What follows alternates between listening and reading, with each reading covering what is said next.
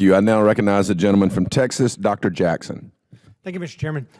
Most of my questions have actually been addressed. I'm just going to ask you one real quick question. I apologize if this was already addressed before I came into the room, but I just wondering, with regards to some of the innovative technology that's out there nowadays, production line automation, artificial intelligence, robotics, could this deliver additional capacity? I mean, I know it can, and efficiency in shipbuilding.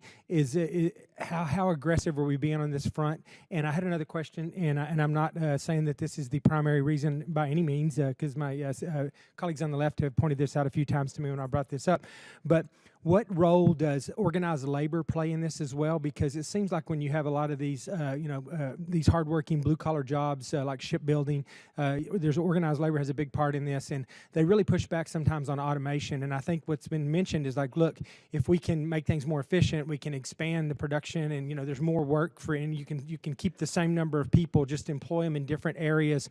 But it seems like there's a lot of pushback.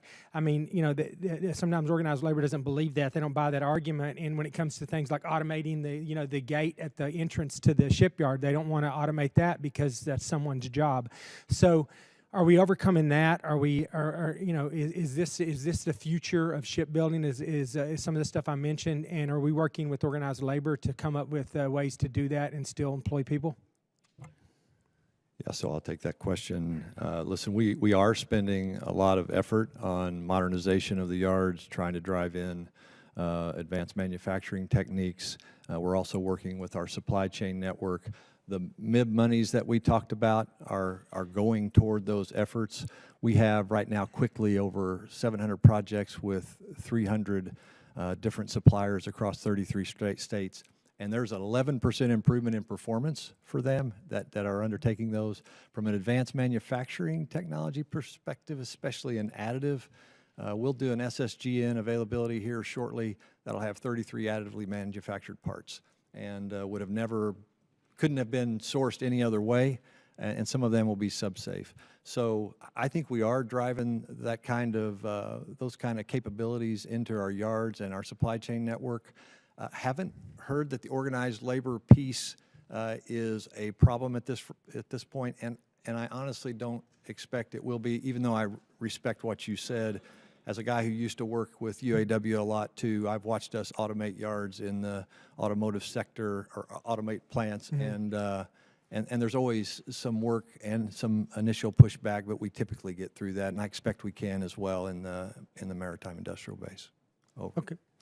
I appreciate that. And before, I just have 2 minutes left. I was going to give you guys the opportunity, the ones that didn't get to answer Ms. Kiggin's question a while ago, because one of my questions also was about our ability to allow some of our allies to help us, not only shipbuilding with the maintenance and stuff. I know when I was over in Australia recently talking about AUKUS, there were plans to build some shipyards and stuff over there, and so that it could basically help us. I know that I would prefer that we do everything here in the United States, obviously, but we can all see the writing on the wall that that's a long time coming before we get to where we need to be. Is this a way to help us get there faster? They would provide intermediate maintenance capability, things of that nature. If we're fighting over in the Indo-Pacific, I think it's a national security asset as well.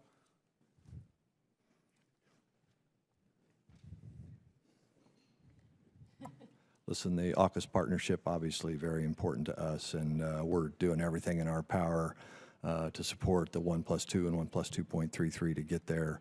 I think it does help us, and having strong relationships in that trilateral agreement certainly very critical. I'll yield so other folks can have a chance. I would just make one comment that there's kind of a delicate balance that has to happen with the industrial base in terms of keeping the yards that you have existing healthy and inserting new yards into the industrial base. It becomes a little bit of a balance that has to be made because of the fluctuations in the flow through of ship programs through these yards. Any one bad year could result in laying off employees in some of our existing yards. And so I think a real holistic look at what the solutions are to be able to shore up that industrial base and ensure we have a vibrant commercial shipbuilding industry that then supplements and augments our naval shipbuilding industry is, I think, a key area, should be a key area of focus going forward. Thank you, ma'am. And it looks like I'm out of time, so I'll just leave it there. I'll yield back. Thank you, Mr. Chairman.